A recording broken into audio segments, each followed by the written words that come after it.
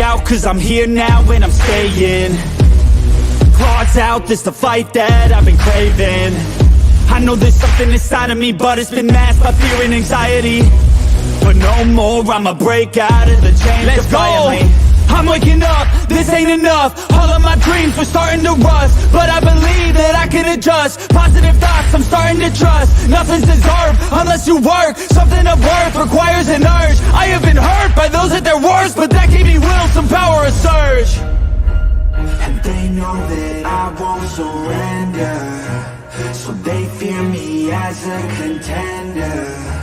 When I fight, they always remember, yeah. I will be known, I won't let go. I will not stop, I will be great. I will be known, I won't let go. I will not stop, I will be great. We came here to conquer, like we're monsters. We can last much longer, we do this for honor. We came here to conquer, like we're monsters. And we can last much longer. I am a hunter, I've been filled with demons and hunger. I am the thunder, I command the masses in numbers. Look at the fear in their eyes, this is what happens when you are surprised. It's time to meet your demise, just call me Zeus and look to the sky. Everything's amplified, no they cannot deny. I will be rectified, if you dissect me, find scars that you left behind. Injuries that define me to my core, they'll hear me roar like never before. The pain I absorbed is feeding my core. I'm hard to ignore, I'll beat down your door. If you wanted war, well then you got war.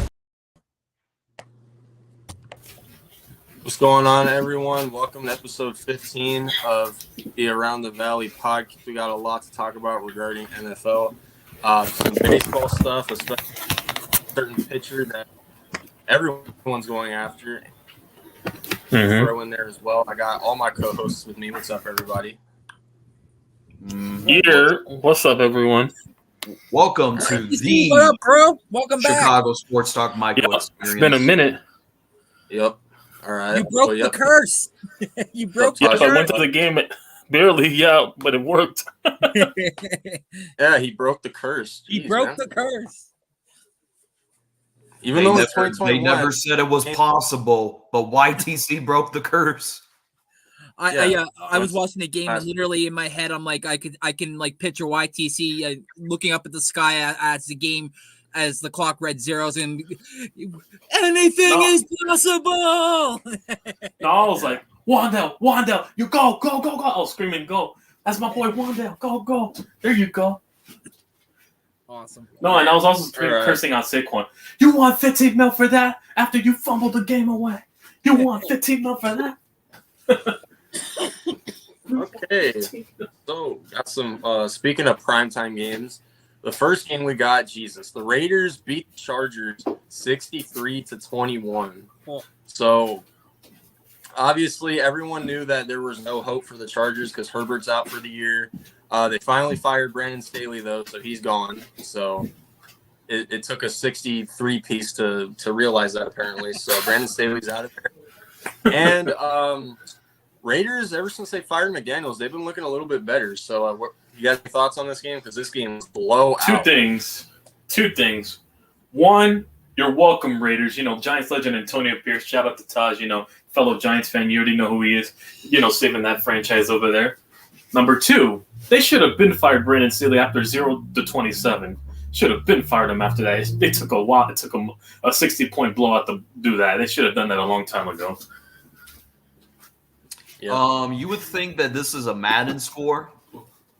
No, it was not a Madden score. It was actually no. I think this was an NBA score in all rookie mode. Apparently. Yep. Hey, Randy, you got anything? Yeah, finally Brandon Staley is out, but also that wasn't the only move. They also got rid of their GM, Tom Telesco. That guy has been a menace. The guy's been just giving people contracts left and right. Hasn't been drafting as well as of late. So it's going to be interesting moving forward because I am a Justin Herbert fan. So be interesting to see what happens when they finally come to a new head coach and a new GM. because Justin Herbert is definitely a sought-after quarterback with somebody who has over 17,000 pass yards and over 114 touchdowns in less than three going on 4 years. That's unbelievable. So it's going to be a sought-after place, but they're $41 million over cap, so there's going to be a lot of things that are going to have to happen during the offseason. So it's probably going to be more dark days in Chargerland than there will be bright days. But yeah, they got rid of the goofball finally. All right, let's see here. What's up, John Jay? GG. I know you guys kicked our asses, but it is what it is. Monday Night Football. I guess the Giants have a curse on Monday Night Football. I don't know what that. Oh means, yeah, because we didn't before the Vikings game. We didn't win a single game, outside of the day of Sunday in the regular season. Wow. It was a long streak. Well, John Jay, Michael's my new co-host, man. He's been our co-host for like the past month or so. Yeah. Yeah. Staley's fired. Don't want to hear the Fields. Well, we'll get to my team. We'll get to that point. Don't worry, we'll get to it. I got a lot of things to say about that game. That scores like 30 to 110 in the NBA, pretty much. Yep. All right. Anyway. Okay, so the Bengals beat the Vikings in overtime, 27-24. Yes. Both backup quarterbacks were pulled. A third string and a backup were playing. So this game was Saturday games. There were 3 Saturday games, and this was the first one. So this game was actually better than I thought. I actually saw this game, and Browning looked really good again. Mullins. I think the part where I lost it was when he threw it straight to who was it? BJ Hill, who got the pick. Like while he was sacked. BJ Hill? Hang on, BJ Hill? Or that guy? something like that. I don't know. Oh, shout out to him. But he Giants threw the ball legend, by the straight way. Shout out to BJ Hill, former Giant. Yeah, he threw it straight for a pick, and the Bengals won in overtime. So the Bengals are looking good even without Joe Burrow, and they're in the playoffs still right now. And I'm pretty sure the Vikings are out. So what are your guys' thoughts on this game? I just want to say this for all the Vikings fans that were happy about barely beating the Las Vegas Raiders and were thinking that they were have something with Nick Mullins. Basically, Nick Mullins is actually worse than Joshua Dobbs. Tell you that much, bro. You Vikings fans are so spoiled. Y'all deserve mediocrity. I just sat back and I laughed because y'all thought you were gonna win with Nick Mullins. If he couldn't work out with Kyle Shanahan, what makes you think he can work out with y'all? That's true. Yep. YTC. Oh, this game I heard they blew a 17-3 lead. Typical Vikings. They've done this multiple times throughout the course, and they've been fraudulent. That's all I got to say for that team. And, they need a quarterback, obviously. Kirk's not coming back to save them. And let him know he wasn't even saving them to begin with. But he's not coming back after that Achilles tear or whatever he tore. I gotta say though, man, like that T. Higgins catch was unbelievable. His wherewithal and be able to his core to keep strong and turn and just pass it over the pylon for the touchdown. I like you, Tierra, was watching it. I lost my mind. I was like, "Are you fucking kidding me?" And by the way, it was BJ Hill. He threw it straight to for the Giants.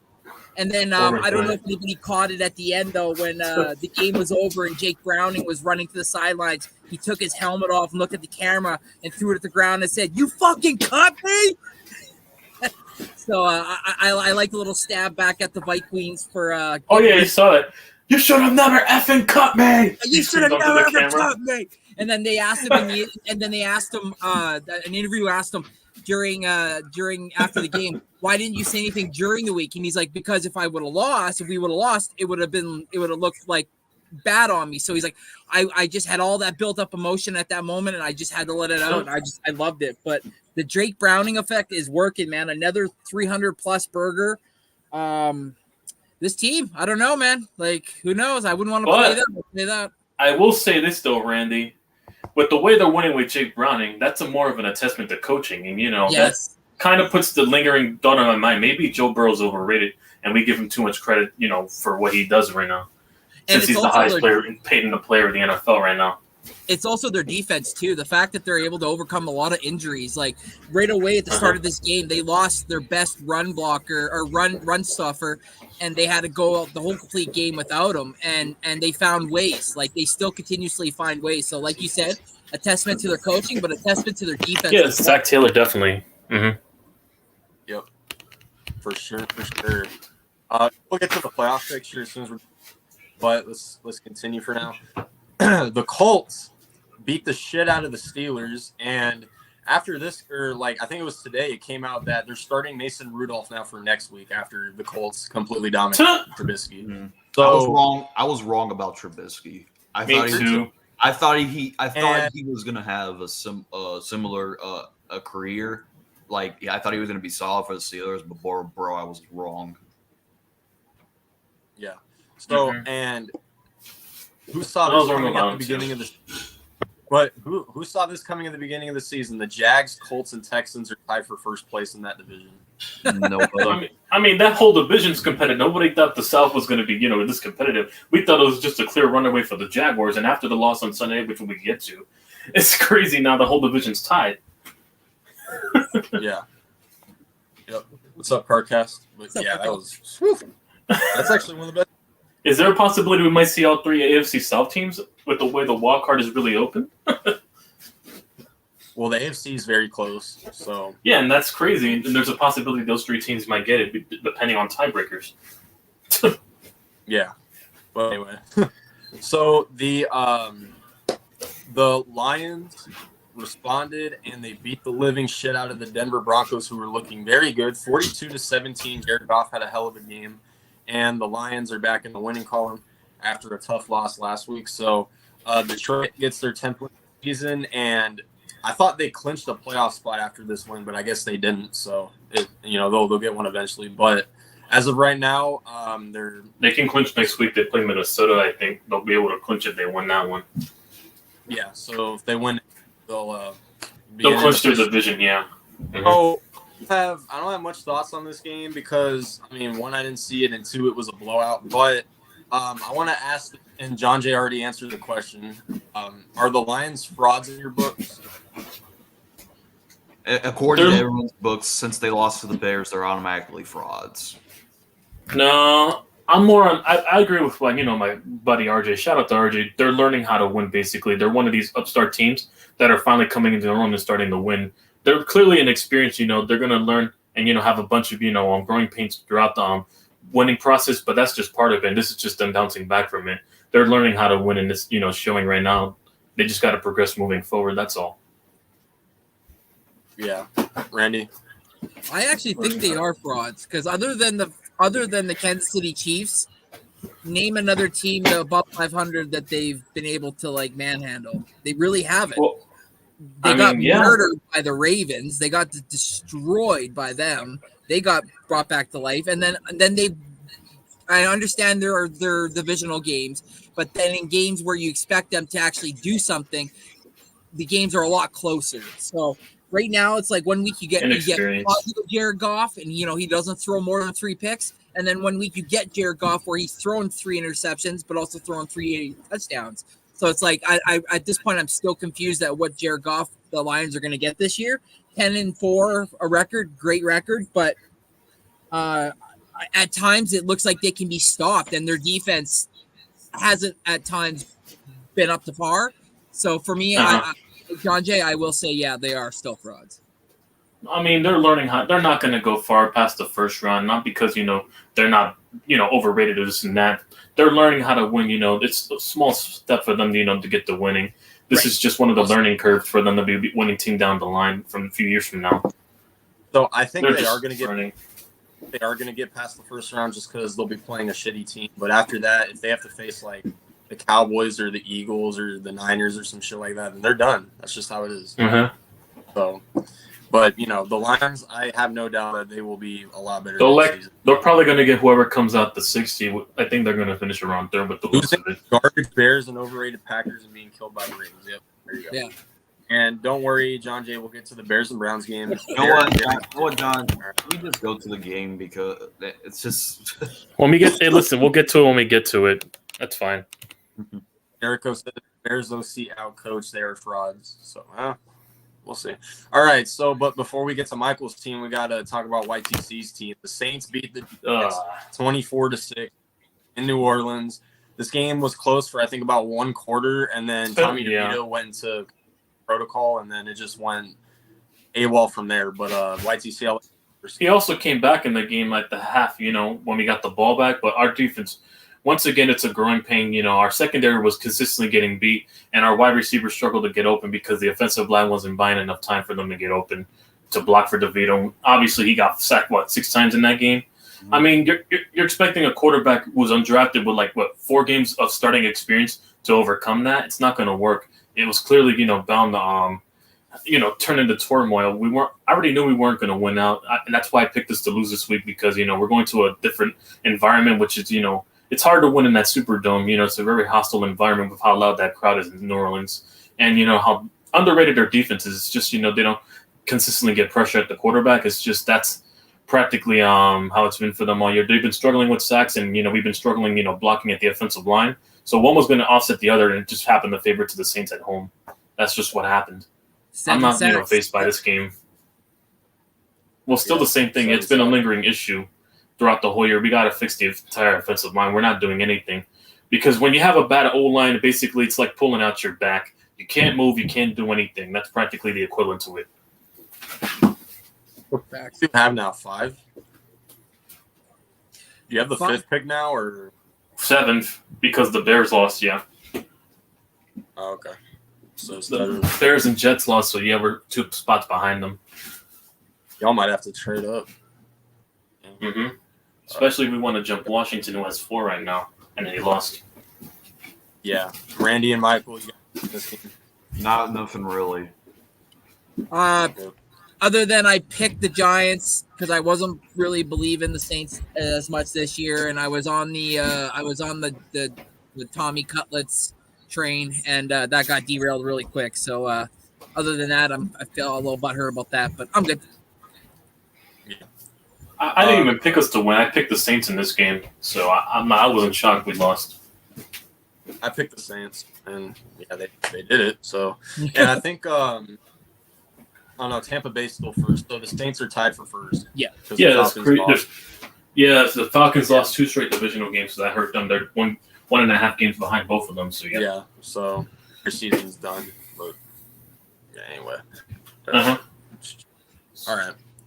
So the Cleveland Browns won at home against the Chicago Bears 12-16. The Bears choked a 10-point lead in the 4th quarter per usual, and Jelly was but have the floor here. I'll say this: Justin Fields didn't play his best, but I wouldn't it. It's a collective of the defense did what they did. They did intercept Joe Flacco 3 times, and the offense couldn't do anything with it. Well, they did score a touchdown, but it was because they were at the 1-yard line. Like I said, bro, I get it where Bears fans are coming from, but at the same time, you're going down a cycle that never ends. You get a new quarterback, you keep the system, and then 1 year they have a losing season. You fired the GM and head coach. You bring in a new set of general manager and head coach, and it's the same similar situation. That it's a cycle that never ends. Mm-hmm. And I just want to know, when does it end? Because it's hard to get a quarterback that is good. Bro, we've been talking about generational every 3 years. They deem a quarterback generational every 3 years. And I'm just saying, when does this cycle end? And I wouldn't put the whole game on Fields. Did he play? He didn't play his best, but I wouldn't say it's all on him because the play calling was just pure awful. Like, we ran we should have kicked the field goal, and I know Justin Fields had 2 interceptions. Actually, one of them was actually bullshit because the ball hit the ground and they counted as an interception. And then the second one, if fell on Mooney and it like instead of like corralling it like a baby does when it's crying, it bounces up in the air and it's an interception. So yes, I get it. Fields had his struggles, but I'm not going to put the whole game on him because it came down to lack of execution of play calling, which is why I will tell Bears fans, and I'll keep saying this, you can continue to draft quarterbacks. It's not going to be any better. It's going to be the same result, the same cycle. And I just want the cycle to break. Mm-hmm. Yep. Jericho said, ran a screen on 3rd and 14. John Jay says, Justin Fields lost the game. All 22. Fields is garbage. Fields open, wide receiver. Yeah, I was going to go to that point when you were going to ask me. Yeah, because he was scrambling on that 4th and down play. He had DJ Moore wide open. If he would just lob the ball in the air where no one was on him, he would have got a touchdown there. But instead, he stumbled and, failed in that 4th down.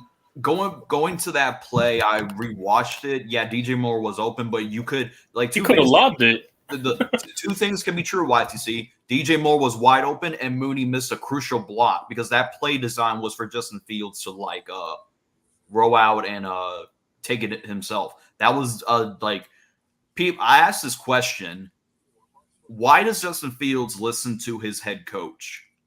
And no, not head coach, his play caller. Mm-hmm. It's because he has to, otherwise he gets benched. Or why don't he just improvise? You can't just improvise on the fly. Yeah. It happens. He could have just lobbed him wide open there. Yeah.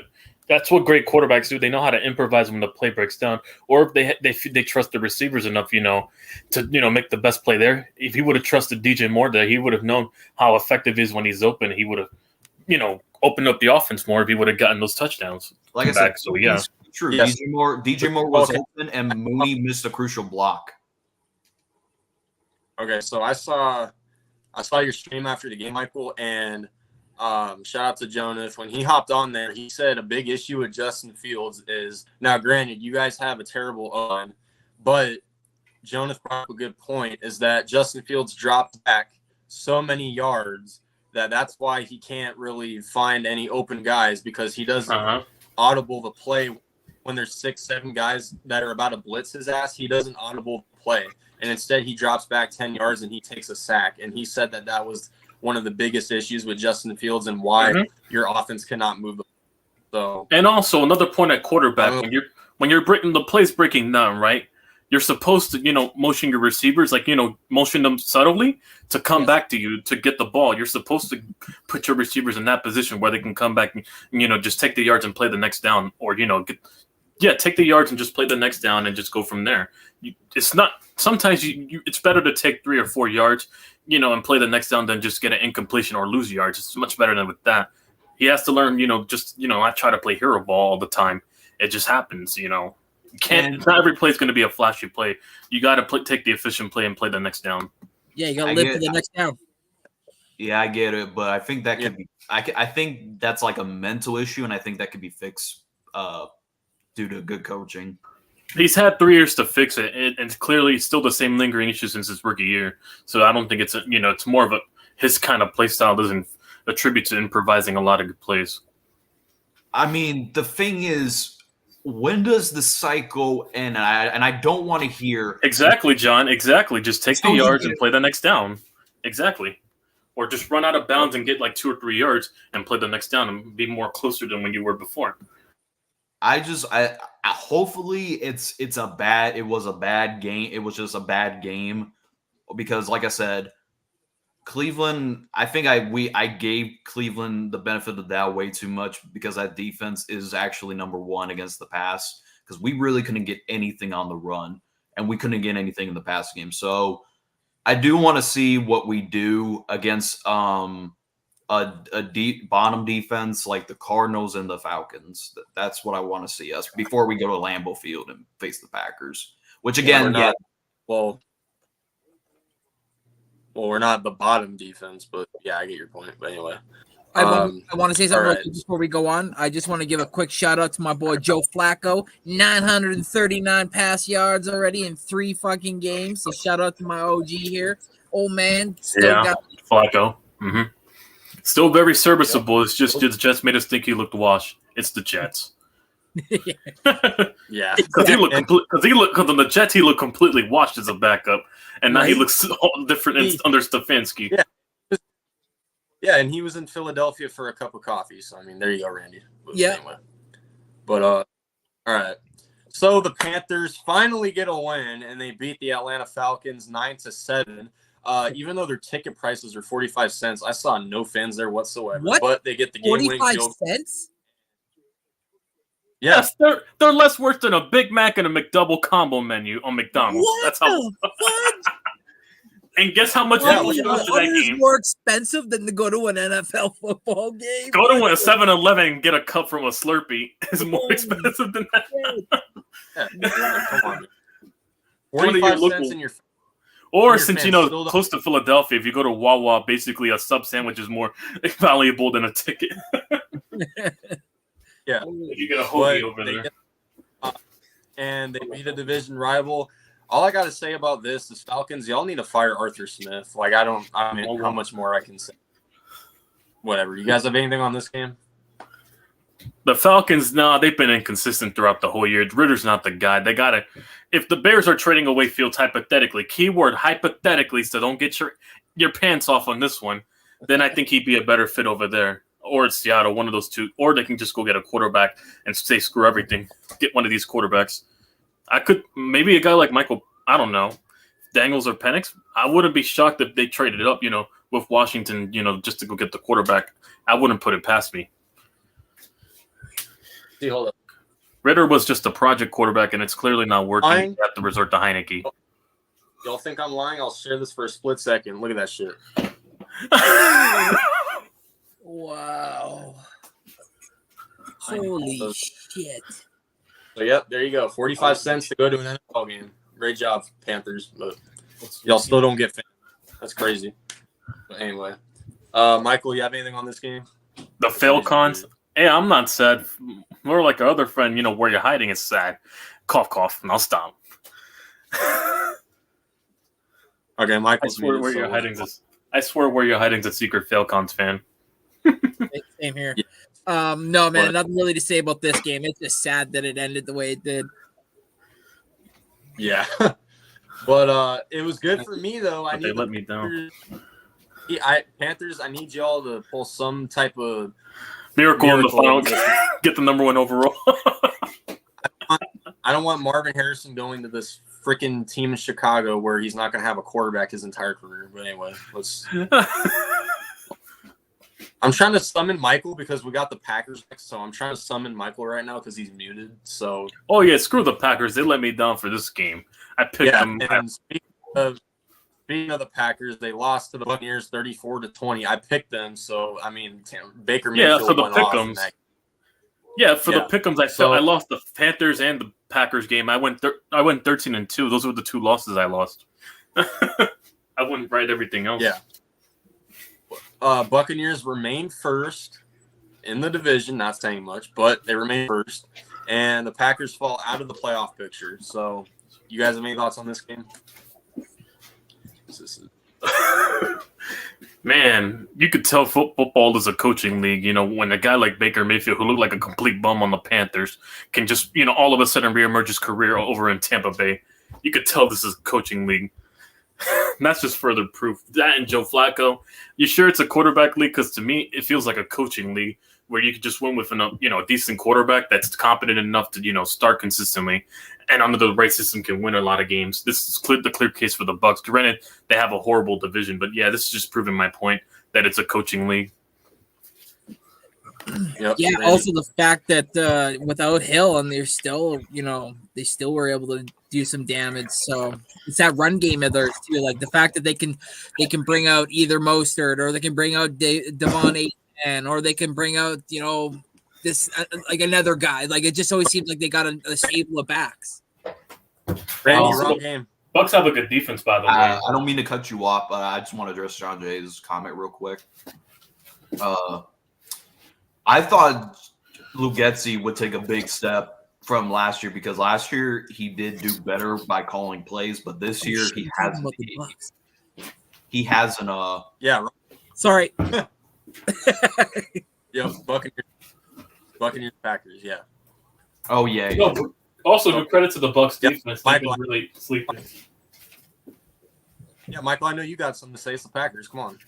All right. So you Green Bay Packers fans All right. really Uh-oh. got your hopes up, and you got brought back down to reality. Yo.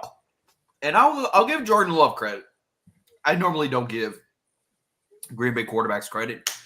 I don't think Jordan Love's the problem. I think this is a team overall. Jordan Love doesn't have any receivers, and the defensive coordinator is a dumbass, aka Joe Barry. But like I said, bro, at best, Love is a average quarterback. But I do think I'm hoping that they don't get a receiver. That's all I have to say. But it's good to see the Packers lose again. Y'all lost to Tommy DeVito, and y'all lost to progressive coach Baker Mayfield. All right. So moving on, the Dolphins shut out the Jets despite not having Tyreek Hill, and Jalen Waddle got hurt in the game too, and I don't think he came back. So, but they still shut out the Jets 30-0, and they do what they do best: beat teams that are not above 500. So, you guys have any thoughts on this game? Well, what do you expect? Their offense has been the lingering issue for the Jets. Their defense is being heavily wasted, and once you can't sustain drives. How are you going to stop a high-powered offense in Miami? That track team they got for receivers and running backs. It was only a matter of time they got shut out like this. Yeah. Yep, Michael, you got anything? I do want to say this. Aaron Rodgers, if you're hypothetically listening to this, if you come back this season, you are a quote-unquote dumbass. Well, is he a complete dumbass if he's coming back against the next team he's playing? And we know this team very well. Me and Randy. Yeah. Oh, the Commanders? Yeah. Yeah, well, against Sam Howell. The epitome of mid. Left-handed. And the Jets, they were knocked out of the playoff picture the other day. Yes. So what's the point of coming back? Your team's already out. I can Heal understand up from and that be ready point, for but I that. guess.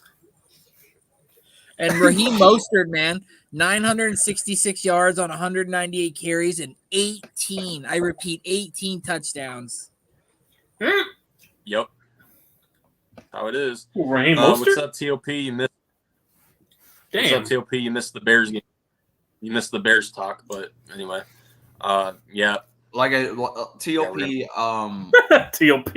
No disrespect. I know you're a likable person, but at the end of the day, we all want the same thing. We just don't agree on how to get it. But I'm telling you, if we go down this path, TOP, of getting a new quarterback, it's the same. It's going to be the same result. Well, it depends on who's the coach drafting a quarterback, because they usually, because remember, Eberflus didn't draft Fields. He wasn't the coach that draft Fields. They're gonna go get his guys. That's gonna be the excuse the front office uses anyway. So let him get his guy, and then if he doesn't do well, you fire him and trade out the other guy. That's how you're supposed to do it. It's the same result. Yeah. How do you know Eberflus won't hire a proper coach? You never know. He's a good defensive coordinator. I'll say that he's got a good defensive scheme that he's running, but sadly, coaches don't take downgrades to a defensive coordinator. Yep. What's up, Bryant? Yep. Smash the like button, everyone. What's up, Lone Buccaneer? We just got done talking about your team, and Randy, his laptop crashed, but he will be back soon. All right. So the Chiefs went into Foxborough and beat the Patriots 27-17, and I thought this game was interesting because it was actually close for a while. It was 7-7 for a little bit, but then Chiefs just did it. They, took over the momentum, and they won 27-17. So this game is closer than I thought it would be. It's closer than it should have been. But you guys have any thoughts on this game?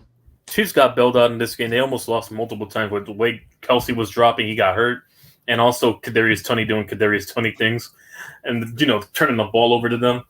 They almost came. They could have came back and won. It's just obviously the Patriots' offense is so mid. I mean, the only reason it was close because, Belichick's used to playing Mahomes, multiple times throughout the last couple of years. So he probably has some kind of film on him, just to counter his, slow him down a bit until eventually their offense wasn't good enough to, catch up with Mahomes. So that's how it went. Yeah, I think they're using Bill Belichick as the scapegoat of why they're sucking. But hear me out on this. I could be wrong, and I want everyone to screen record it because this is actually a hot take. What is it? Bill Belichick, when he leaves, Bill Belichick is going to prove that he wasn't the problem on the Patriots. He's retiring, if anything. I don't think he's going to coach another team. He'll probably retire. He's getting there in age. I'm not negative, TOP. I'm just pointing out what's going to happen. Wilkes took a downgrade. Yes, he did. Still a bum coach. Mike is negative as fuck. Don't get mad at the Bears because the quarterback you hyped up to be good doesn't work out. 2 of them at that. And guess what, TOP? When Drake, Maine, or Caleb doesn't work out, you're going to be trashing them. And then you're going to be like, oh, why not draft Arch Manning? Arch Manning he's related to Eli Manning. He'll work out. Again. 2 things. First off, stay away from Arch. Secondly, you have to go as a team perspective, Michael. You can't just, focus on only the quarterback. It's a team collective. You're a fan of the team first and, then an individual. That's why I said the same thing when I was hyping up Daniel Jones. I'm a fan of the team. I rooted for him because I wanted to win. So, yeah, it's not all the quarterbacks. I'm rooting for the team first. That's how I look at it. Listen, I want Caleb Williams to be the greatest prospect since Peyton Manning, but I don't see that happening with this franchise. I don't. I mean, Colts won them a ring when they were dog shit. So I mean, shit, you never know. But, anyway. You never know you never know. It happened to the Cardinals, before on Kurt Warner when they got blessed with him, and he turned around the franchise to the Super Bowl actually. So yeah, some certain quarterbacks come in and just turn a franchise around. Crazy Juice, stay away from Archman. Yeah, just because he's a Manning doesn't mean he's going to do shit, people. Right? Exactly. Hey, listen. No, stay away from Arch Manning. He's going to follow his uncle's footsteps if we don't draft Jaden Daniels. Yo, you know what's crazy? That's so facts. Like, this dude hated Justin Fields. This guy to my right, he hated Justin Fields before they drafted him. Just for the record. But anyway. Yeah, Arch Manning's coming to, his uncle. Listen, TOP. I don't care if you believe me. Uncle I don't care if Eli. you don't believe me. At the end of the day, this is the same cycle. New quarterback, same system, 1 year, fire head coach and general manager, bring in a new system, 1 to 2 years, doesn't work out, quarterback doesn't develop, new quarterback. And guess what? Yeah, I'll say it. And then if we get Caleb or Drake May, y'all will be crying for Arch Manning in the next What's up, Grandize? Yep, happy holidays. Didn't Coach Belichick won the all-time winningest coach title? I don't know how far he is from it. I don't even know if he has it yet, but we'll see. Appreciate the like. Yeah, everyone like up the stream for every channel. Just try to. But he's really trying to get he's trying to get to George Halas soon. Yeah. Yeah. So, all right, moving on. The Texans beat the Titans in overtime, and this game pissed me off because we have the Texans pick. So the more they win, the more pissed off I get. But the Titans actually had a lead, and they blew it, and Case Keenum beat the Titans. They didn't even have C.J. Stroud. They still don't have Tank Dell. He's out for the year, and they keep on fucking winning. I don't know how, but they keep on doing it. So I'll give D'Amico Ryans his credit. I'm pretty sure Will Levis got hurt in this game too. Yeah. So there were a bunch of ups and downs for both teams, but you guys have any thoughts on this game? And also, they didn't have Nico Collins, so they didn't have their 2 receivers in that game. But yeah, Case Keenum did his thing with Xavier Hutchinson and those other guys. And John Mechie, I think they really came in and stepped up for that team. Give credit to D'Amico Ryans; he's really coached his team really well. And it's a divisional game against the Titans. Granted, it's the Titans, but still, it's not easy to win divisional games. So yeah, he did a great job, D'Amico, in this game. Yep, Michael. Exactly why coaching matters. You would think the Titans would win because Stroud was out, but no, the Texans won due to coaching alone. So coaching matters in the NFL. It matters. Yep. Okay, so Randy's back. You got any thoughts on this Texans and Titans game? No, just Casey Keenum, man, out of the shadows of the shadow realm, and able to help the team pull out a dub. Yep. All right. TOP says Falcons sold versus the Panthers trying to. Yeah, I'm really pissed off. Bro, I know it was like raining and shit. Because I did see the game was like. You saw the stands for 45 cents and nobody showed it. No one like, bro.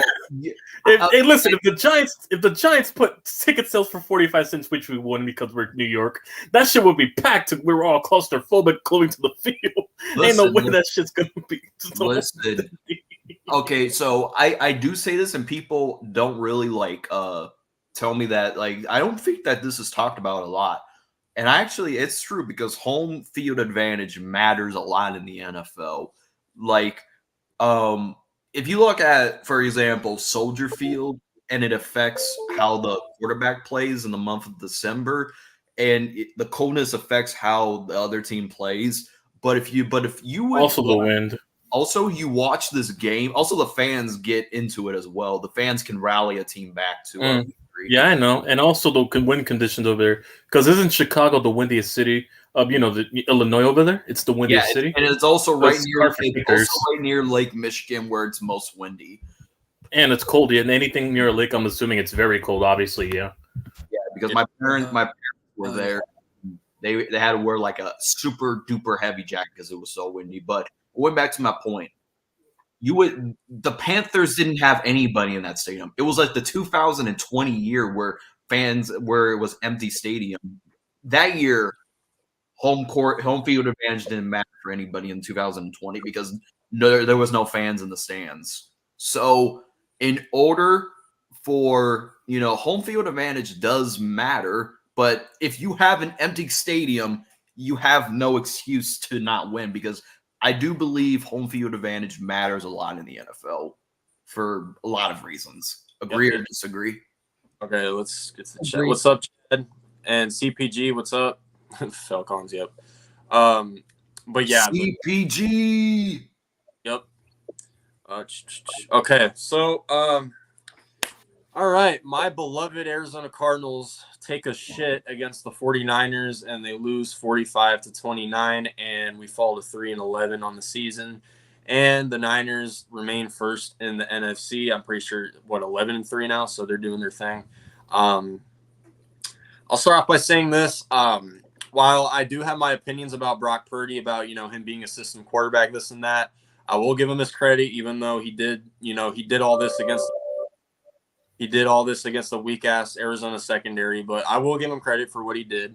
I will say, though, as far as our offense goes, this score could have been way worse. Like, I'm actually surprised we put up 29, and this is actually we're the second team to score at least 28 points against the Niners this year. It was us and the Bengals. Those are the only two teams that have scored 28 points on the Niners this season at least. So, and I'll just say this: Kyler Murray's doing this without a weapon. Besides Trey McBride, who is showing up on our receiving corps? No, absolutely nobody. Hollywood Brown, there's a reason why you're not getting extended because you have not done shit. You have not played like a wide receiver one since Kyler Murray came back. So there's a reason why you were not going to get extended, and there's a reason we're drafting a receiver in the first round in the draft. So Kyler's doing this without weapons. James Conner had a solid game. I'll give him his credit. And the thing is, like, him and Trey McBride, the connection between Kyler and Trey McBride just keeps looking good. So I will say that as well. And I want to bring up the fact that this decision making that I see with our coach is really starting to, I don't want to say concerning because it's his first year coaching as a head coach, but at the same time, when the moment where the momentum really died for us was when our coach, the game was tied at 7.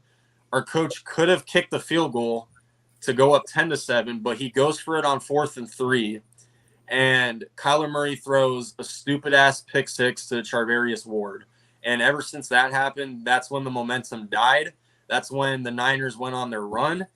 And the only time I'll get pissed off at the officiating is when we kicked the ball off, and I forgot who was the returner for the 49ers, but he fumbled it, and we returned it for a touchdown to make it a 2-point game right before halftime. And it was clear as day that his knees were not down. His elbow was not down. He damn as hell fumbled that ball, and the Cardinals returned it for a touchdown. But somehow, some way, the referees overturned it, and that also killed our momentum as well. So while yes, Cardinal fans could sit here and blame the officiating, they can blame, our coaching, this and that. As a team effort, this team was not there. They gave up 45 points. I'm pretty sure this is the most that the Niners have scored this season on any defense. So our defense really has to do better. We got a few games left, so we'll see how our team could close out the season. We got Chicago next week, and then we got the Eagles in Philly, and then the Seahawks at home. So it's going to be interesting to see how we close out this season. But what I'll be looking forward to the rest of the way is how our team looks against the Eagles and Seahawks, two contending teams. I want to see how Kyler Murray looks against those teams, and I want to see just how the offense and the defense could start clicking and close out the season. But let's get to the chat before I ask the panel real quick. TRL, y'all have a real shot at Marvin Harrison Jr.? Yeah, we do, but depends on what the Bears do. But hold on, I was right here. CPG says it was really cold and rainy at the stadium for a team with one win. Yep. By the way, Michael's that chair okay? Oh my gosh. Wait, hold on. Does this answer your question, TOP?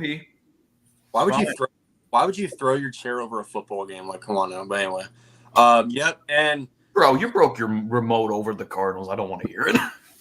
Yeah. Hey, listen, I've never broken anything over the Giants, and I've still gotten pissed. Really pissed. First But I'm too broke to break everything. I actually didn't break my remote. It snapped, but there's a difference. It actually didn't break, but anyway. But yeah, congrats to the Niners. They won the division for the second straight year, so I'll give them that. Let's see. The most I did was fuck up my mic when I was during the Giants game versus Seattle. Hey, I'll say this: in our history, we've never had a good tight end or a historic tight end. Trey McBride is going to be the first. I already know. McBride is really. That's the opposite from us. Yeah, but anyway. Cool. Ronnie Bell was the returner. His forearm was down. See, I don't ever recall that being the thing. If his forearm is down, the ball is still fumbled and still a fumble. It's normally their elbows or their knees, and neither of them was down.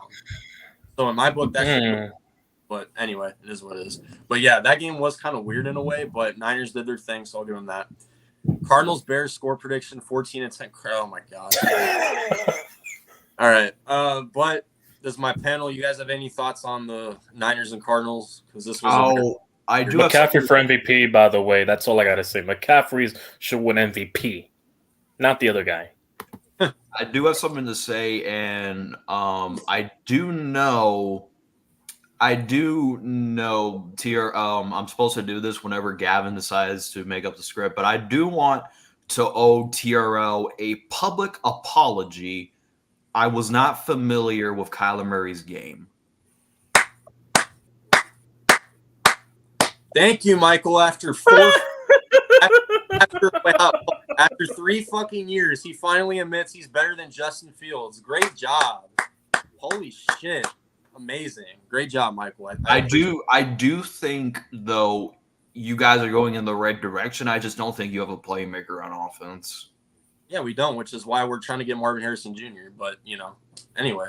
But, yeah, after 3 years I've known you, thanks for admitting that, even though it was clear as fucking day that Kyler's better than any quarterback you've ever had. But, anyway, moving on. So, the Sentinel's here. What's up, Sentinel? Yep, okay. So, let's see. Oh, I see Chad's on the same boat as me. What's up, Chad? Michael's out here with his Shaq quote. Yeah, there you go. But, anyway. Yeah, I thought Kyler Murray wasn't going to be the same after his ACL injury. I thought he was going to have like an RG. Oh, damn, it took you 3 years. It only took me 2 years to admit he was good. Yeah. But anyway. Also, now that YTC brought up McCaffrey, I will say I don't know how I missed out on this because I've been complaining about it for the last 4 seasons of watching this team. The fucking run defense is never getting there. Every time McCaffrey plays us, even when McCaffrey was in Carolina with a trash O-line, McCaffrey still murdered us every single time he played us. And our run defense is never getting there. Like, no matter who we have, whether it was J.J. Watt, whether it was a good, run stopper on defense, this running defense is just not getting there. So, at the end of the day, it is what it is, but I digress. Wasn't Mark... Randy typed that, I think. All right, but anyway. Okay. Jeez, we're taking us a bit to get through these games. So the the Rams beat the Commanders 28-20, and I speak for everybody when I say, who gives a shit, Rams? Y'all are still trash. Who cares if Cooper Kupp had a good game? Y'all are still trash. You're going to be first-round exits. You're going to get the 7th seed by default because the NFC is ass, right? You're going to lose to the Eagles or the Niners or the Lions, whoever the fuck you play, okay? It doesn't matter. You're going to be first-round exits. But that's all I got. The whole NFC is a joke. Literally, the NFC is trash. Anyone with a losing record is going to be the 6th seed. I wouldn't be shocked if whoever's 8 and 9 gets a 7th seed. Yeah. Hey, listen, it was just mid on the mid. That's the whole thing with the Commanders and Rams. It's mid versus ultimate mid, and by ultimate mid, I mean Sam Howell. I told you this guy was not that nice. I told you, once you get pressure on this dude, and he's not able to, go up against a struggling secondary, he's not doing any of these immaculate stuff he's doing. Yeah, but it is what it is. I don't know how y'all lost to Sam Howell the first game, but anyways, moving on. Well, like I said, our run defense wasn't there, and our secondary's ass. That's just how it is. Because we make this man look fraudulent, but go ahead. Adrian Peterson in 2012, last MVP Okay. back. Bears' run defense was terrible last year, and it's too elite this year. Too bad our offense is XFL talent. Jesus. If your offense is XFL level, then my offense is fucking what is below XFL? Pee-wee football? That's what I'm considering the Giants. The CFL, that's the Giants offense. The offense can only look good against a defense like it will against the Lions. That the offense looked, I would say, if you put up 28 points, I don't know if that's above average or average itself. If you put up 28 points, but like I said, I just think that probably just had a bad game against the good Browns defense, but we'll see what happens if they do that against the Cardinals. Which the Cardinals, what's your defense ranked, TRO? Our passing is ranked. Our passing defense is ranked somewhere in the bottom 20s, I want to say, and I think our running defense it's actually in the early 20s, even though it feels like we're the worst. But it is what it is. And our pass rush is top 15. So. Yeah, if we struggle against the Cardinals defense, then we can have that discussion of XFL level pass. Oh, don't worry, you will. All right, but anyway, so the Bills demolished the Cowboys 31-10. This was a beautiful game. How about them Cowboys? And I've been said this, when Dak Prescott is not at home and when he's on the road in a cold ass weather, the Cowboys are not shit. I've been saying that for a while now, but no one.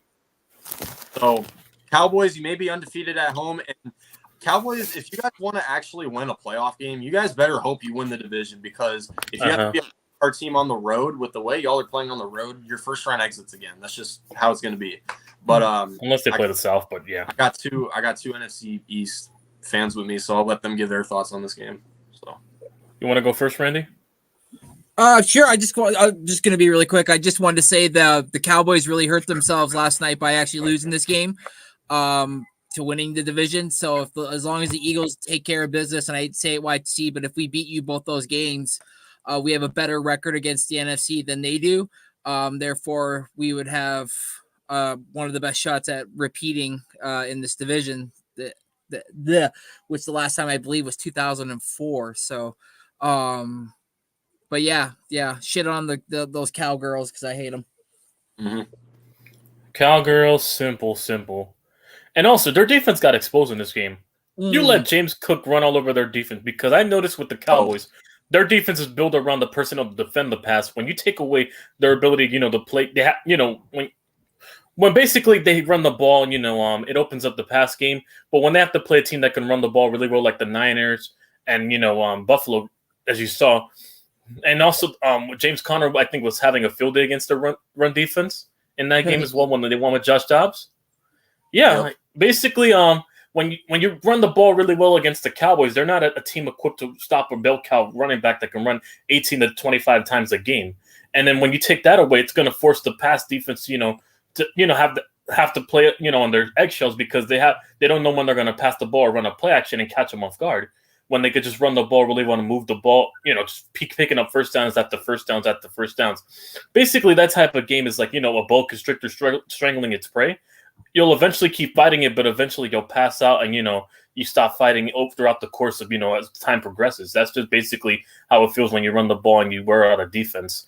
That's the Cowboys' ultimate flaw this year. They play a team in the playoffs that can run the ball really well and, consistently keep picking up first downs after first downs. Then they're going to lose in the first round, and Dak's going to have to play from behind. And we know how Dak is when he has to play from behind. He's not clutch. Facts. I've noticed that pattern with the Cowboys throughout the whole year when they can't stop the run. Yeah. Yep. Michael, you have anything on this game? I have to say, are we talking about the Ravens and the Jaguars? No, Cowboys and Bills.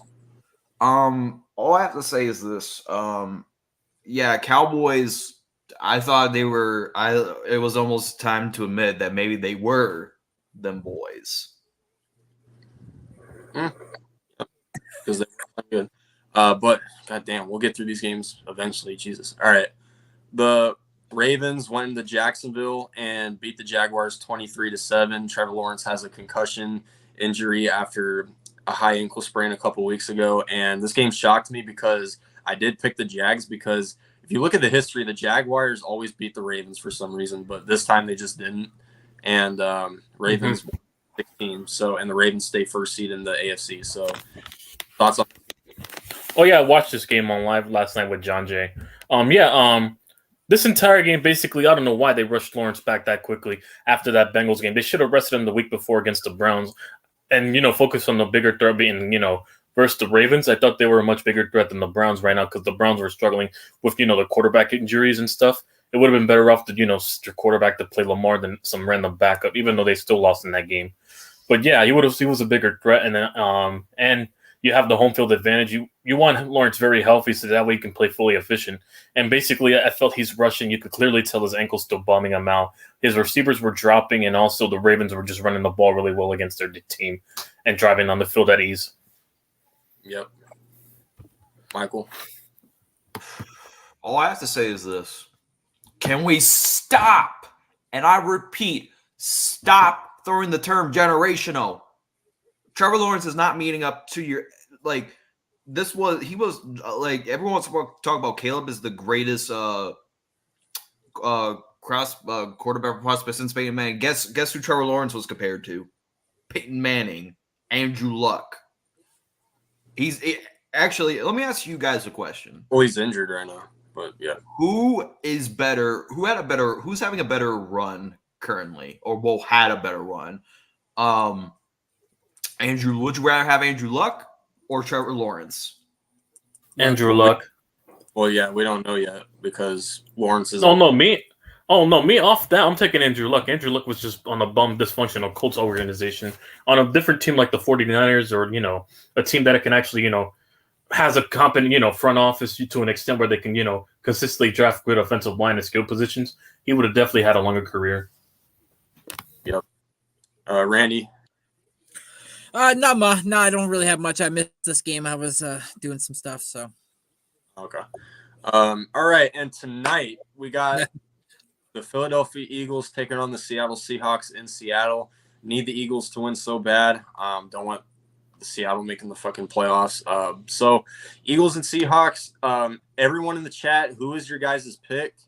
And Randy, I'll let you give a quick preview of how you expect this game to go, and we'll do our score predictions. So, well, we got the Eagles coming in limping a little bit on a 2-game losing streak. So much so that the head office Nick Sirianni went and sent Sean Desai's ass to the booth. So, and Matt Patricia now will be on the sidelines making calls. So that ought to be interesting. But our biggest issue this year is being able to stop the big plays. And right now, no Darius Slay. He's out. He had arthroscopic surgery, I believe, on his knee to clean out some stuff. So he won't be back until the playoffs. So we got basically Bradbury and the kids. And then on the other side, you got the Seahawks, who got, they're 3-headed monsters all over the place, whether it's on the cornerback side or it's on the wide receiver side. Plus, we can't dispel their two-headed monster there in the running back field with Charbonnet and Kenneth Walker. So this game, I'm a little worried. I've been listening while watching this, or while on this, I've been listening off to the side to see who's going to be quarterback for both teams, because Jalen Hurts apparently came down earlier this week really sick to the point where he didn't even travel with the team. He flew separate. But as I was starting to talk, it's just been reported that Jalen Hurts is apparently a go. He's gonna quarterback even though he's dealing with the flu. So Michael Jordan flu game, anybody? No. So let's hope Jalen Hurts can have himself a night. And I'm hearing it's a 50-50, but either Drew Lock or Geno Smith as a quarterback. So it'll be interesting to see what happens in that scenario. But either way, I'm going to ride with my team, win or loss. But I got the Eagles winning 38-28. All right, YTC. I got the Eagles winning this game. It's going to be a shootout, though. I do expect this to come to like 5 or 3 points. Score prediction, I got 33-28. It's going to be very high scoring in this game because, both defenses are clearly, both defenses are going to have their hands full against both offenses going up one against each other. And I expect both quarterbacks to be slinging that ball more. And, whoever has the ball less is going to probably win the game, just running the clock out between Walker versus Swift. Yep. All right, Michael. Give me the Eagles.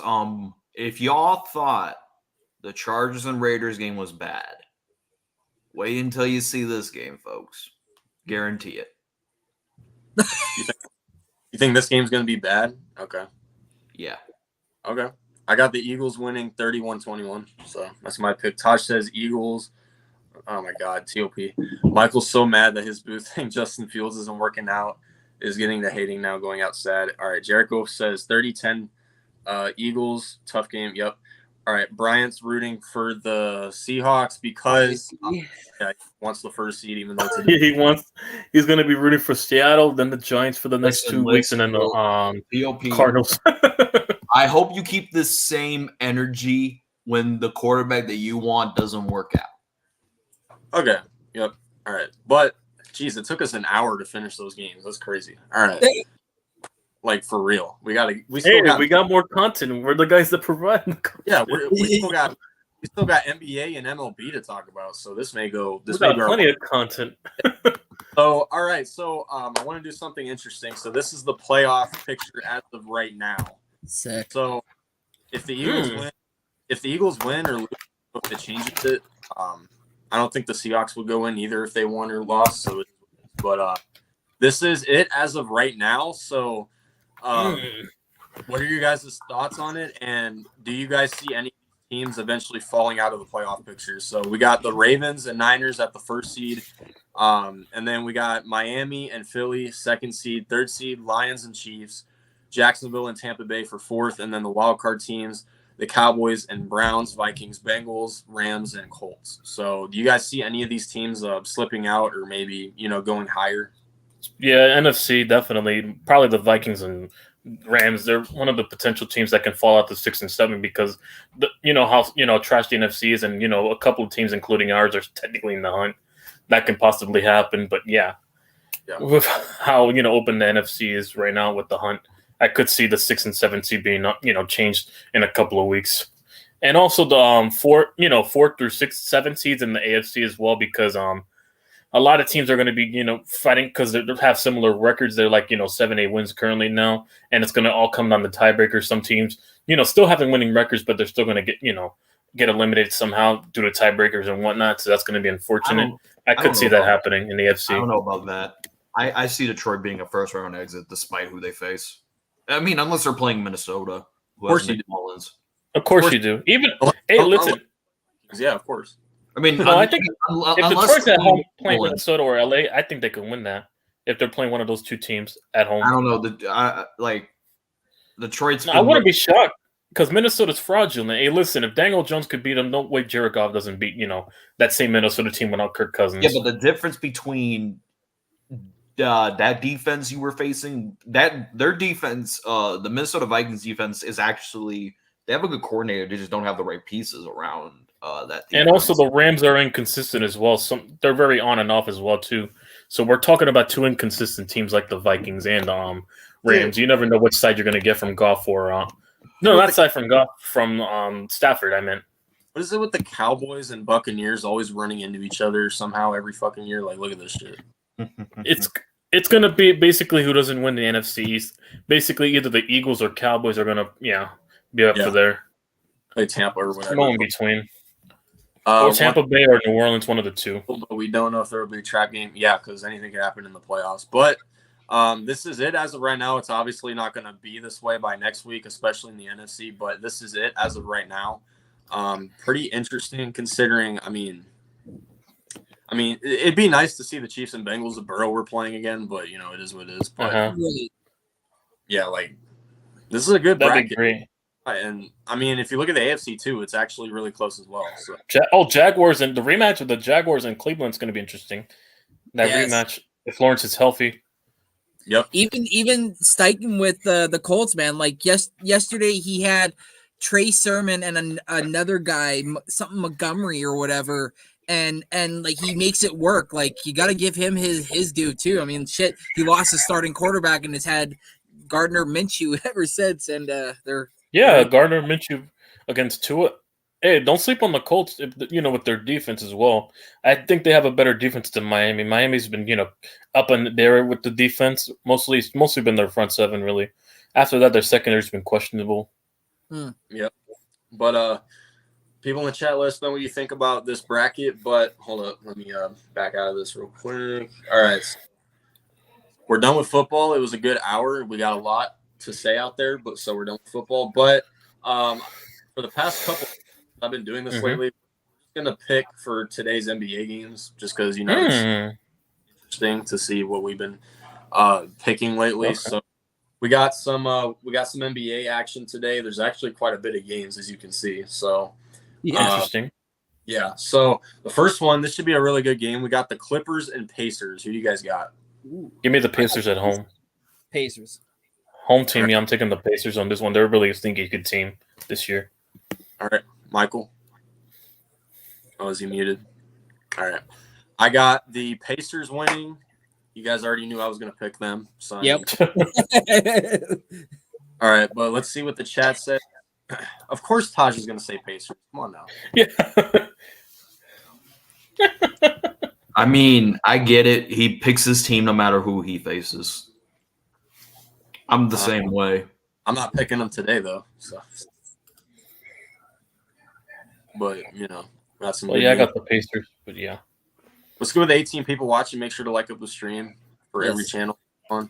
Yep, you know what to do. The slipper TOP. Slippers. And then crazy. Yeah, of course, crazy. Yeah, of course he's going to say the Pacers. Yeah. So, Tiro, since this is your channel, just say an NFL player and just say that insert name of NFL player, that like button. Yep. But it might be a trap game for the Heat when it comes to facing the Timberwolves. Well, that's not a trap game. Timberwolves are probably the best team right now. F the strippers. Stroud hopefully is coming back to win after so many hurt, beating the Titans with the Oilers jersey. Oh, wow. Yep. So I think everyone except TOP picked the Pacers. So gotta pick the Pacers. Rockets and Cavaliers. This is a good one. Rockets. Gonna go with the Cleveland Cavaliers. I'm a Donovan Mitchell fan. I am also. I'm gonna go with the Cavaliers as well because I was a Donovan Mitchell fan way before I met RJ. Hey, listen, I just wanted him on the Knicks, but that's not gonna happen. Unfortunately, remember, no Evan Mobley. He's out 6 to 8 weeks. Oh yeah, that's a huge part of their offense. Yeah, Mobley. Yeah, but hey, okay, so I'm gonna still pick Cleveland just because the Rockets have not been good on the road this season. So I'm gonna pick the Cavaliers. I think Sengun's gonna eat with no Mobley. All right. TOP says Rockets. Taj says Rockets. Okay, so is it just Michael picking the Cavs? It's just you two. Right.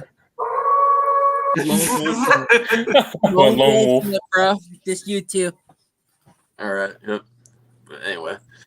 All right. Hold up. I know Carcass had a question for me. Yep. We finished football. Yep. My thoughts on Trey McBride. His connection between him and Kyler Murray are amazing. It's only been 4 games and it's looking really good. He could be a good. He could be a good solid number 2 if you get a good receiver. Sorry about that. All right, Crazy Juice. Thank you. Okay, so Crazy Juice picked the Cavs as well. All right, we got the Bulls and Sixers. Who you guys got? I'm rolling with the Sixers. with the Bulls. Sixers at home. Sixers by 30. I will say I this. still got the Sixers, but yeah. Zach LaVine not playing actually makes that team better for some reason. So Yeah, I got the Sixers too. Yep. All right. Yeah. Wait. Pending TOP because TOP is a Bulls fan too. So let's see. Yep. He said Bulls. I said the Bulls. There you go, Lone Wolf. There we go. Nope. No lone wolf for him. All right. Okay. Pistons and Hawks. Do we even have to discuss it? Hawks. The losing streak. You already know. Trey, get some fucking hair transplant surgery. You're balding. I'm still taking the Hawks though. Yeah, I'm picking the Hawks. Michael, who do you got? Trey.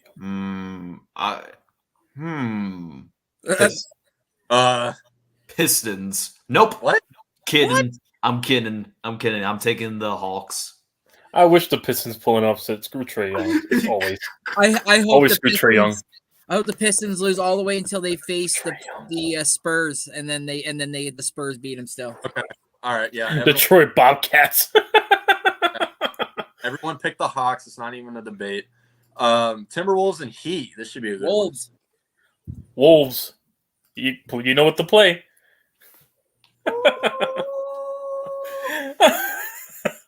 There you Michael, go, Timberwolves too. Michael, fuck it, give me the Timberwolves. Let's Wolves. go. All right. I'm going with the Timberwolves. No, I can't do it. Going with the Timberwolves as well. All right. Taj says Timberwolves.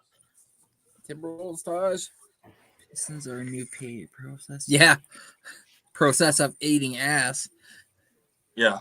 Yeah, a new process of cleaning their Flint water. For real. Washington water. But yeah. Yeah. Everyone's picking the Timberwolves. I'm surprised no one's picked the Heat yet because, I mean, they're still a good team. Come on now. No one's got them in an upset. Oh, I got Ant all day. No, I'm not taking the new lead singer from Taking Back Sunday or Fall Out Boy, a.k.a. Jimmy Butler. Yeah, no way. Yeah. It was a summer long ago. Yep. Okay, we'll just move on. Hornets and Raptors. Is this even a discussion?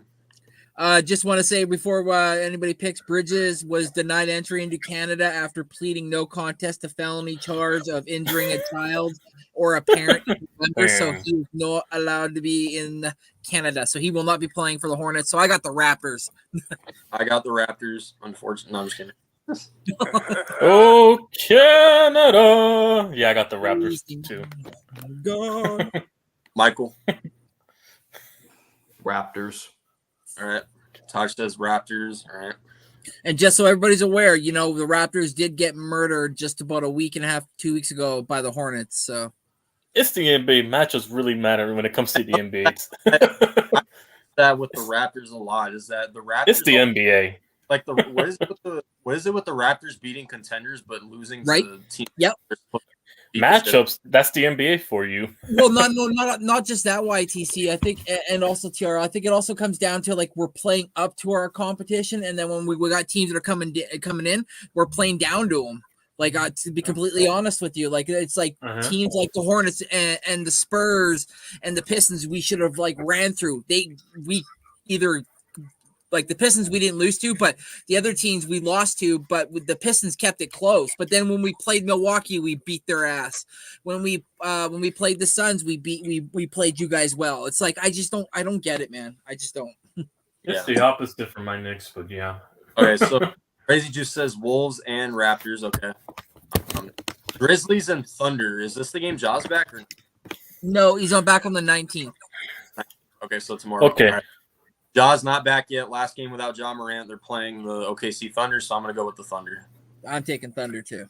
Even if Ja was back, the Thunder are a better team collectively, in my opinion. I'm still taking the Thunder. I would have still took them.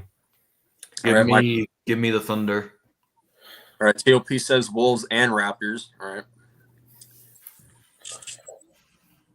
And they're at home too. I'm still taking the Thunder. They're a good collective young team. SGA all day. Taj says okay. Yep. I think he should be allowed to come and play for his Hey. hometown. No one talks about him, but Lou Dort, Canadian and ASU alumni. So Love me, Lou Dort.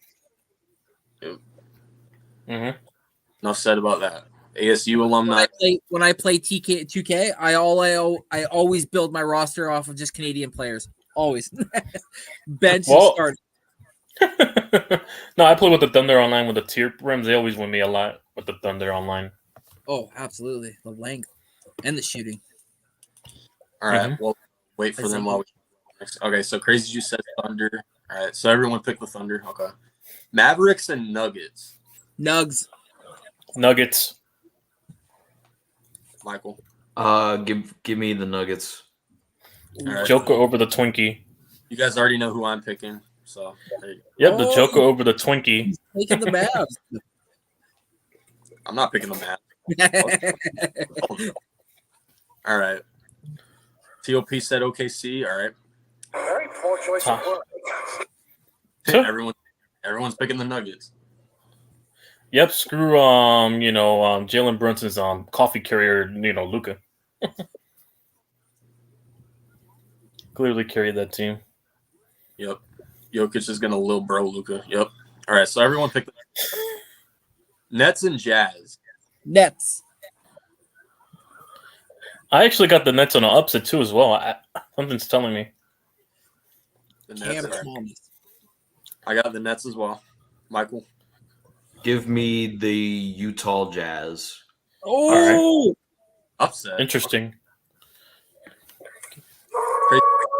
Oh, no. Oh, nope. TOP said Jazz. Nope. TOP said Jazz. Yeah, we almost had our lone wolf. I'm sure for the next game we'll have one. So. All right. Nets. Okay. Screw the Mavs. Yep. Crazy Juice facts. All right. Wizards. Kings. Kings all day. You'd be stupid to take the Wizards.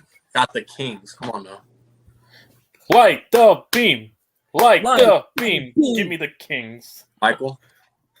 Give me the Washington Commanders. I'm joking. The Commanders.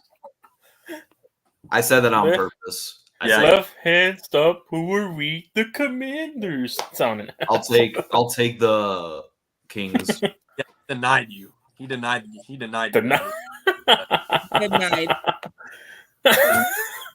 Said the Nets. Okay. Man, since when is TOP Prime Mutombo? All right, and probably the best game of the day, which is why it's the late game, an 8:30 game for me. Jesus, the Knicks and Lakers. Hate LeBron. Go Knicks. I just want to say you already know. Jalen Brunson, go do your thing. Let's go, Knicks. There you go. I just want to say this. Fuck LeBron. He's a bitch made glorified diva that deserves no respect. I can't wait for the day Lakers don't even make the playoffs.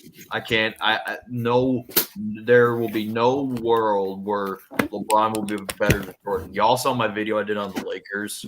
I didn't even try to roast LeBron, and I didn't get a lot of LeBron fans like I did the two videos, but I did get some salty LeBron fans. And I wasn't even trying to go in on it because I was like, bro, I did 2 videos prior to that, and I'm just like, bro, I was so tired, I just didn't want to do it, but I had to do it. But yeah, let's go, Jalen Brunson. All right. Got a bunch of Lakers in the chat. Let's see, Taj says Lakers. TOP says Lakers. Brian No, says, they're all. I guess I'm the only lone wolf here. I'm with you. I'm picking. Oh, never mind. Picking the Knicks. Come on now. All right. You're not Brunson. 50-point game. You know me long enough, YTC. Come on now. Yeah. Hey, Jalen Brunson, drop another 50 clip again. Come on. And then all of a sudden, the Lakers will be up, and then before you know it, Brunson's gonna be and just start taking it over. It'll be done. No, he's gonna do his evil LeBlanc glare. You already know. Yeah. Another 50. But all right, so You already know Crazy Juice and Taj. You already know. Done with better team win. I would give an update on how our teams are doing, but I'm actually busy later, so let's try to get through basketball. So now that we're done. All right, so some baseball stuff. YTC is gonna love it. Okay, so Yamamoto requested to meet with the Yankees, and what the fuck is my computer doing? Jesus Christ. Yamamoto. There you go. All right, so You already got Soto. Fuck off. The evil empire rises. he requested to meet with the Yankees for the second time, and he also met with the Mets twice. So YTC, thoughts on this? Oh yeah, shout out to shout out to the front office for once, even though I'm very critical with the front office. We're finally trying to actually, put pieces around Aaron Judge and Garrett Cole and not be, get their primes wasted anymore by the looks of it. And like I said, we don't miss the playoffs back-to-back years. So this is clearly what the Yankees do. We just buy the top tier guys around the market. It's just common at this point because we have a big financial monopoly on the MLB. So we basically flip off the luxury tax. But yeah, definitely going to help our pitching rotation because we need other guys outside of Cole since Severino left, and a lot of guys are coming back from injury. So yeah, tax for you guys is like a goddamn buffet.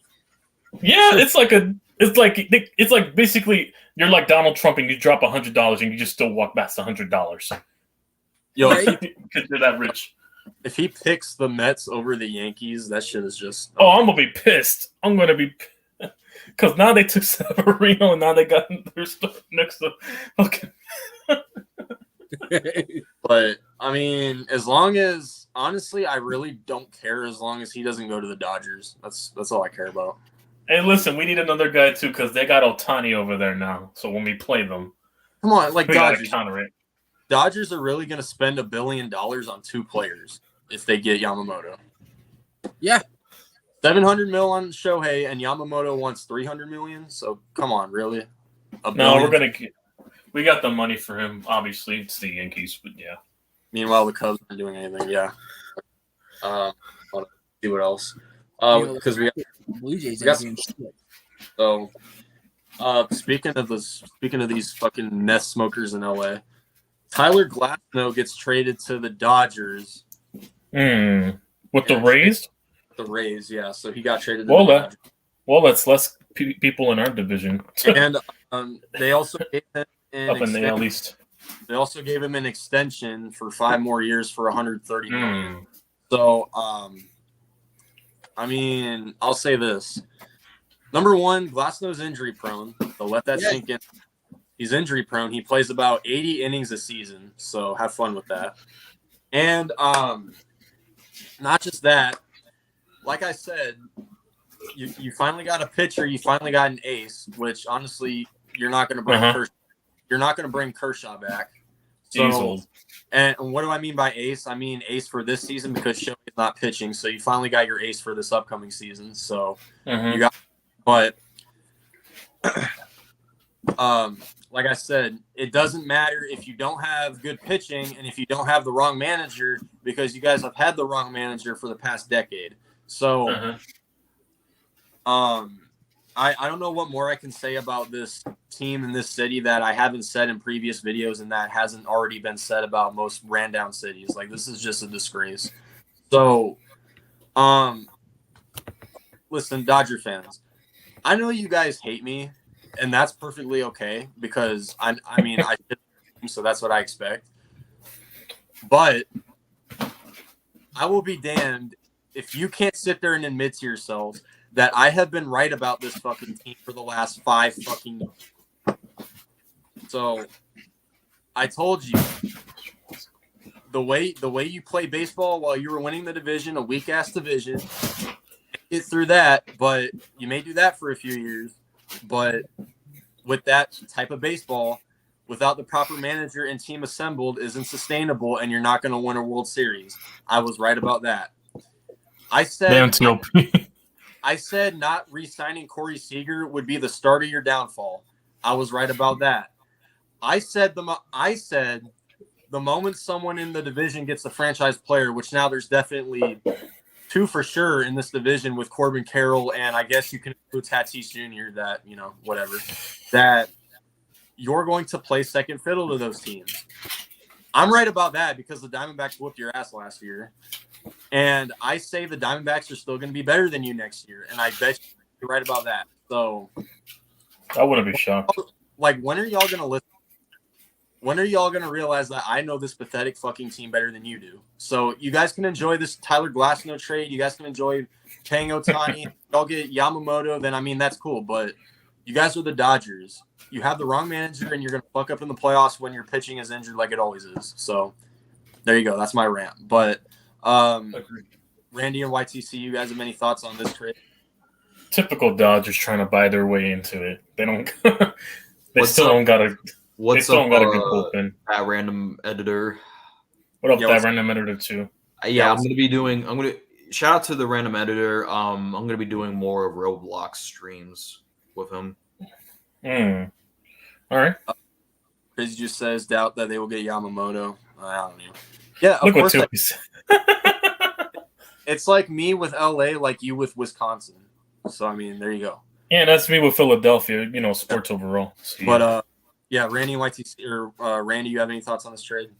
Yeah, I really don't understand the guy's hype. I mean, like his overall win-loss record in 8 years is 30-27. He's got an ERA of 3.89, and that's being nice because of 1 year back in 2022 when he had an ERA of 1.35, which brought down his average. Because if you go back and look at his stats, 4 out of the 8 years, he's averaged a 4.24 to a 4.34 average. So it's like you're not getting a big steal here. You mentioned yourself when you said that he was injury prone. The guy's only played in his total career. He has started 88 games out of 127. So, I mean, like, wow, like you really got something. Like you're going to pay for a guy that's probably going to be IR ridden quite a bit in his career. So the Devil Rays just get smart. They got rid of a guy. They got some equity in back in return. And who knows what they can do with it. But I don't like the signing. I wasn't too keen on it to begin with. Yep. But Dodgers will dodge. So let's see. Crazy Juice. Have to wait and see when the season starts. Yeah. That's basically. Bongo. Wait, who's he talking about? I don't know what he's talking about. We are. I just flew over my head. If you're talking about the Diamondbacks, Snakes in 3. That's all I have to say. But anyway. Speaking of the Diamondbacks, before we wrap up this episode, some news came out the other day that the Diamondbacks are bringing back Lourdes Gurriel Jr. on a 3-year, $42 million deal, and it's an opt-out after the second season. So I didn't think we were going to get him back. I thought we were going to go the young route with Corbin Carroll, Alec Thomas, and Drew Jones in our outfield eventually whenever they call him up, which might be next season. I thought we were going to go that route, but we bring back Gurriel on honestly a cheaper deal. I thought people were gonna pay him because there were talks of him going to the Red Sox. There were talks of him, going to a team that can actually pay him more than what we were offering. But 3 years, $42 million, that's a steal for us. Now, all I gotta say is after this signing, all we really got to do is focus on a designated hitter. And I say we're set. There's talks of JD Martinez coming back. There's talks of Jorge Soler and Justin Turner. I wouldn't mind either of those guys, but I would rather go for Jorge. Oh, Soler would transform your entire team if you get Soler. Yeah, if we get that's the guy who I want, but I wouldn't mind JD Martinez. He's a former Diamond. He's familiar with the team already, and he's still an all-star player, so I wouldn't mind him as well. But we got Gurriel back. Feels really good. Mike Hazen and Ken Kendrick keep on cooking in this offseason. We got Eduardo Rodriguez and Eugenio Suarez as well, so we're doing a really good job in the offseason right now. But Randy and YTC, you guys have any thoughts on this re-signing? Well, definitely a crucial part of your team, definitely. I've seen this guy, obviously, when we played you this year and also when we played Toronto all the time, really good guy over there. And, I was baffled when he went over to the Diamondbacks compared to Toronto. He didn't stay. But, yeah, it's a really good pickup for you guys for the long haul. Yep. Randy?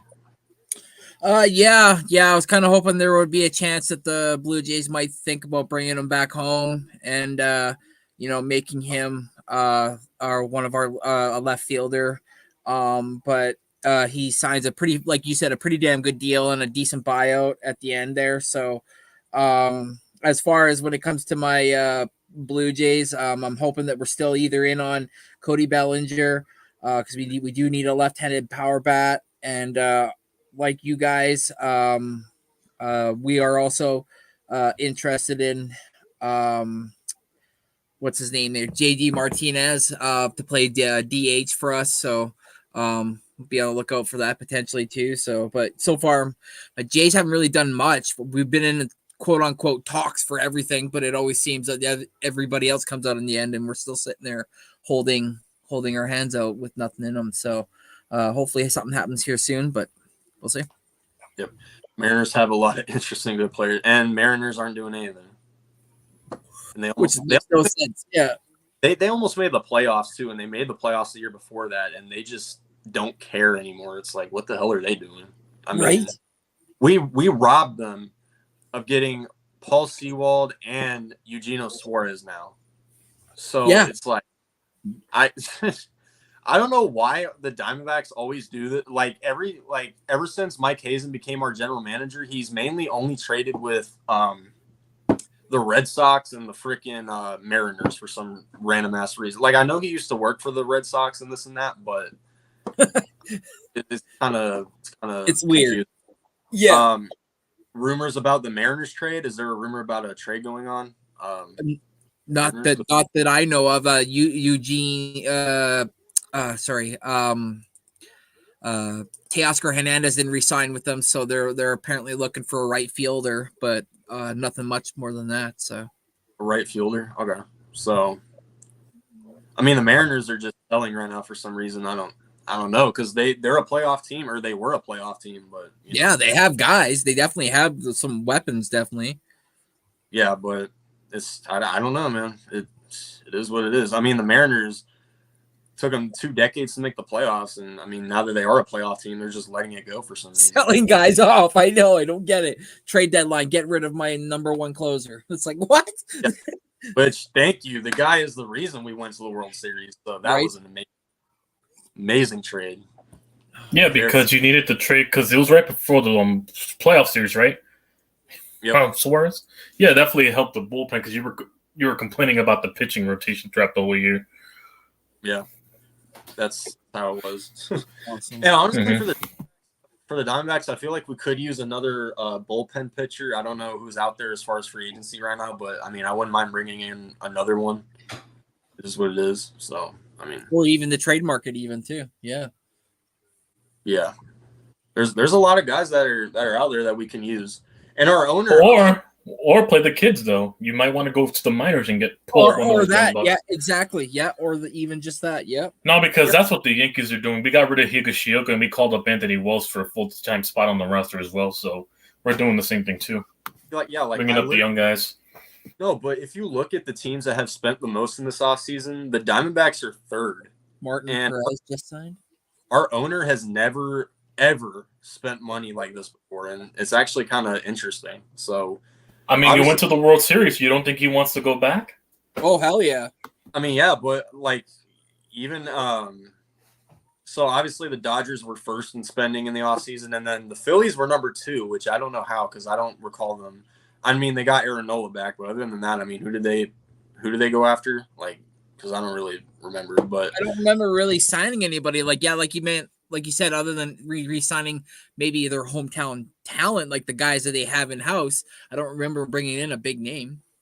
Yeah, but for an owner in Arizona that's been known as a cheapskate, and trust me, there's a plethora of stupid shit that Kendrick has done since he bought the team. Like he's doing really good in this offseason. Him and Mike Hazen are doing amazing right now. So this team is on a different level. And I bet you it's the World Series. I bet you it rejuvenated them. It was like, okay, you know what? We gotta start doing well for our fan base, our loyal fan base. Yeah, we got a lot of fans after that run, so run it back, yeah. Exactly. Yep. Exactly. Yeah. Martin Perez signed with the Pirates. Oh wow, 1 year, $7 million. Okay. Sad Pittsburgh right. fans. Damn. Read the You photos. never know. Some years teams have a shit year, and then all of a sudden the next year you're like, where did this team come from? You know, so you just never know. That's the thing with the market. Yeah. Dude, I did not predict this to even make the playoffs last year. Right. See? Yeah. Hey, Randy, I didn't. Hey, listen, I know it's off topic. I did not predict the Rangers to have the number 1 record in NHL right now. I didn't think they were going to be carrying New York right now, along with the Knicks. I thought the Giants were going to be the one, and that didn't work out too well. Crazy stuff going on, but a hockey team is carrying our city. But yep. So we got through all the topics, guys. This was a really good episode. We got a lot there, so very good. And like I said, guys, I know some people in the chat weren't here when I said it, or I didn't even say it at all. But we're gonna have our next episode on Saturday instead of Monday because Monday is obviously Christmas, so none of us are gonna really be available. So yeah, our next because there's a lot of new people here too. So we do shows every Monday, but for this upcoming episode, we're gonna have it on Saturday instead of Monday because Sunday I'll be streaming the Bears and Cardinals game, and then on Monday it's Christmas. So spending time. Friday 0 will be on my channel. I'll still be streaming the Eagles game on Monday when the Eagles play the Giants. So be on the lookout for that. And on Friday night, doing the same for my end, along with the earlier game. And Friday night, me and Michael will be doing a preview of the Bears and Cardinals. So make sure that it's on his channel. So sub up his channel if you haven't. Sub up to 92. But anything else you guys want to say before we wrap it up? Well, nothing much. Just happy, in advance, happy holidays coming happy up. Holidays, bro. Yep. Yeah. Happy I guess holidays that's all I to got. everybody. Yeah. And be on the lookout on the Birds of Broad Street. I'll be on with those boys tonight for the Eagles versus Seahawks game tonight. So be on the lookout for that as well. Mm-hmm. I'll probably be on John's stream. I know John does the Monday night games. He'll probably be on. I'll probably be on there later tonight. He does the second half of the primetime games. Sweet. Yep. All right. But with that being said, guys, make sure to leave a like on the stream. Happy holidays. Merry Christmas, everybody. All right. Stay safe, everyone. You already know YTC out.